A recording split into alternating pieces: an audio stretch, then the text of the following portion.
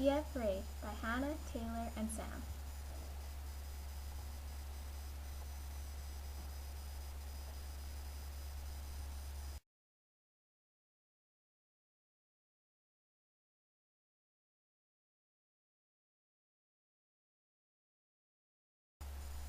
Operation Rudder.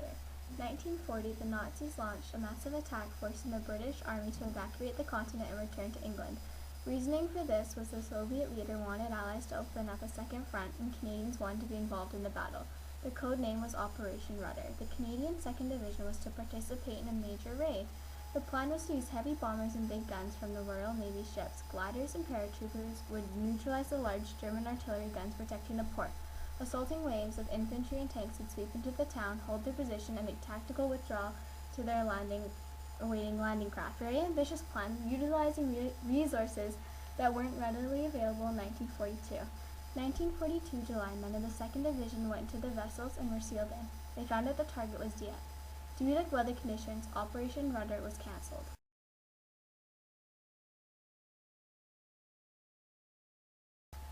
Operation Jubilee. Renamed Jubilee, the target was still Dieppe. However, they usually changed the target for security reasons, and for this reason many people felt as though the Germans knew, and that's why it failed. Jubilee had no heavy bombers and no Royal Navy ships, no gliders or paratroopers. They were replaced by commandos. Element of surprise and fighter coverage would have to do. Dieppe was chosen because it was within 100 kilometers of England and suitable beaches for landing. Dieppe had defenses flanked by steep, unscalable chalk cliff walls, and the Nazis on top of the cliffs could safely lob shells. Added defenses included concrete pillboxes, barbed wire, and large cement blocks, 3 anti-aircraft guns, and 9 anti-tank guns.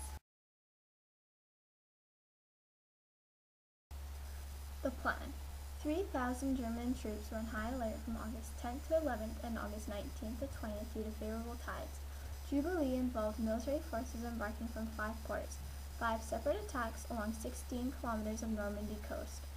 Principal attack on Dieppe, 4 others were subsidiary flank attacks. 2 of the attacks were made up of Canadian troops.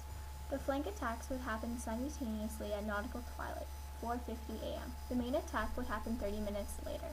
Assault on Pies was given to Royal Regiment of Canada attack in 2 waves, 10 minutes apart. 3rd Force would protect their backs.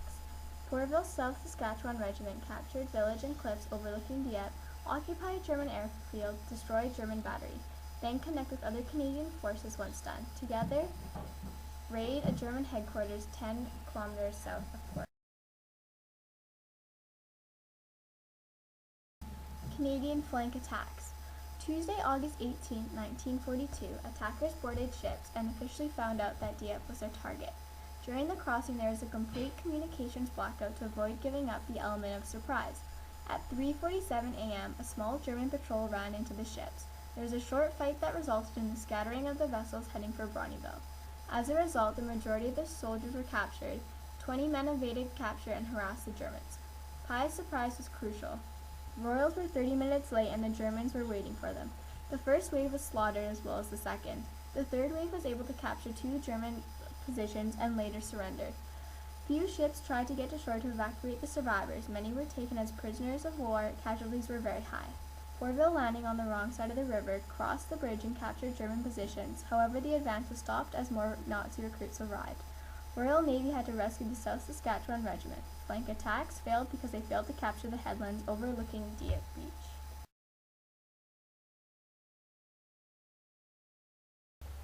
Main assault.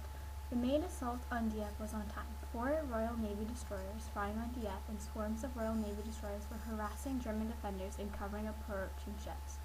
Heavy battle, and they found they had no support from the failed flanks. They fought to gain pillboxes. Tanks finally arrived, but out of 30, only 25 actually joined and worked. Streets leading into Dieppe were blocked. They were forced to return back to the beach. They decided to head back to many failures. The Germans were winning. 100 minutes of hell. There was heavy artillery fire and tanks were exploding. Boats arrived with fresh troops. This was because poor communication and conflicting reports led to the commanding officer believing in the success of the attack. After 8 a.m., it was clear the raid had failed.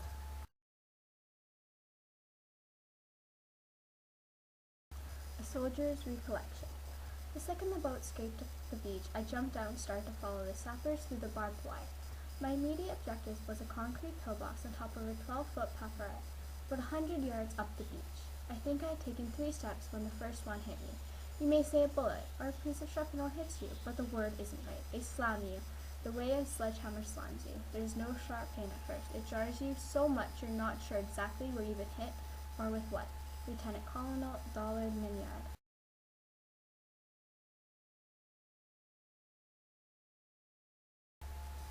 Reasons for the Dieppe raid. The Soviet leader wanted the Allies to open up a second front in an attempt to take some pressure off their battle against Germany.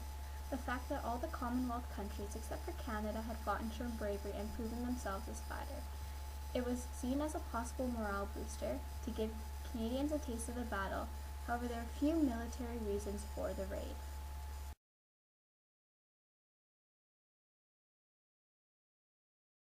Canada's involvement. Assault on Pies, given to Royal Regiments of Canada. Assault on Portville was given to South Saskatchewan Regiment. Connect with other Canadian forces once done, then raid German headquarters. This raid was used to prove ourselves to other countries. We wanted to be recognized as proven fighters.